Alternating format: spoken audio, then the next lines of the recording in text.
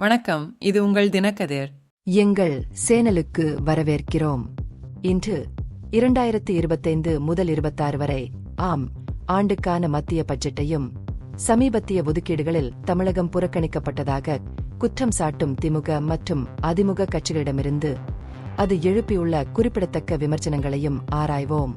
முதலமைச்சர் மு.க. ஸ்டாலின் கடுமையான மறுப்பை வெளிப்படுத்தியுள்ளார். வரவிருக்கும் தேர்தல்கள் நடைபெறும் மாநிலங்கள் அல்லது பாஜக மற்றும் அதன் கூட்டணி கட்சிகளால் ஆளப்படும் மாநிலங்களை நோக்கி நிதி மற்றும் திட்டங்கள் பெரும்பாலும் செலுத்தப்படும்போது அதை ஒன்றிய பட்ஜெட் என்று முத்திரை குத்துவது சரியானதா என்று கேள்வி எழுப்பியுள்ளார். தமிழ்நாடு ஏராளமான கோரிக்கைகளை முன்வைத்த போதிலும் பட்ஜெட்டில் ஒன்று கூட அங்கீகரிக்கப்படவில்லை என்பதை அவர் எடுத்துரைத்தார். பட்ஜெட்டில் தமிழ்நாட்டின் பெயர் அரிதாகவே குறிப்பிடப்படுவதாகவும் இதனால் மத்திய பட்ஜெட் தொடர்ந்து மாநிலத்திற்கு துரோகம் இழைக்கிறதா என்று கேள்வி எழுப்பியதாகவும் ஸ்டாலின் வலியுறுத்தினார். கோயம்புத்தூர் மற்றும் மதுரைக்கான மெட்ரோ ரயில் முயற்சிகள் போன்ற முக்கிய திட்டங்கள் இல்லாததையும் அவர் சுட்டிக்காட்டினார். இந்த வளர்ச்சிக்கு நிதியளிக்க மத்திய அரசு தயங்குவதற்கான காரணங்களை அவர் கேள்வி எழுப்பினார். இந்த உணர்வுகளை எதிரொலிக்கும் வகையில் அதிமுக பொதுச் செயலாளர் எடப்பாடி கே. பழனிசாமி பீகார் மீது பட்ஜெட் கவனம் செலுத்தியதாக விமர்சித்தார். அந்த மாநிலத்திற்கு அறிவிக்கப்பட்ட ஏராளமான வளர்ச்சி திட்டங்கள் காரணமாக இதை பீகார் பட்ஜெட் என்று அழைக்க வேண்டும் என்று பரிந்துரைத்தார். தமிழகத்திற்கு சிறப்பு திட்டங்கள் இல்லாதது குறித்து அவர் ஏமாற்றத்தை வெளிப்படுத்தினார். நீர் பற்றாக்குறை உள்ள மாநிலத்திற்கு முக்கியமான நதி இணைப்பு திட்டங்கள் குறித்த அறிவிப்புகள் இல்லாததை எடுத்துக்காட்டினார். விவசாய உற்பத்தி திறனை அதிகரிக்க உபரி நீரை பயன்படுத்துவதற்கான முயற்சிகளின் அவசியத்தை பழனிசாமி வலியுறுத்தினார். இதுபோன்ற திட்டங்களை புறக்கணிப்பது தமிழ்நாட்டின் அவசர பிரச்சினைகள் மீதான மத்திய அரசின் அக்கறையின்மையை மேலும் காட்டுகிறது என்று குறிப்பிட்டார்.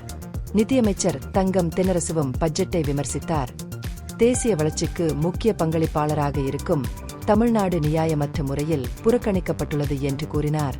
குறைந்த பங்களிப்புகளை கொண்ட பிற மாநிலங்கள் கணிசமான நன்மைகளை பெற்றாலும் தமிழ்நாட்டின் வளர்ச்சி தேவைகள் புறக்கணிக்கப்பட்டன என்று அவர் குறிப்பிட்டார். இது வள விநியோகத்தில் மையத்தின் ஒரு சார்புடைய அணுகுமுறையை பிரதிபலிக்கிறது என்று அவர் வாதிட்டார்.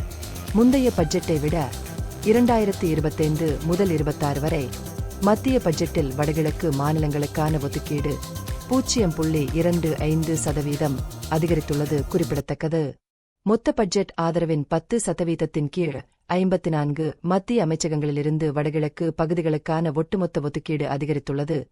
ஏனியார் 2025 முதல் 26 வரை ஆண்டில் பல்வேறு மத்திய அமைச்சகங்களிலிருந்து GBS இன் கீழ் 1,5833.28 கோடி ரூபாய் ஒதுக்கீட்டை பெற்றுள்ளது.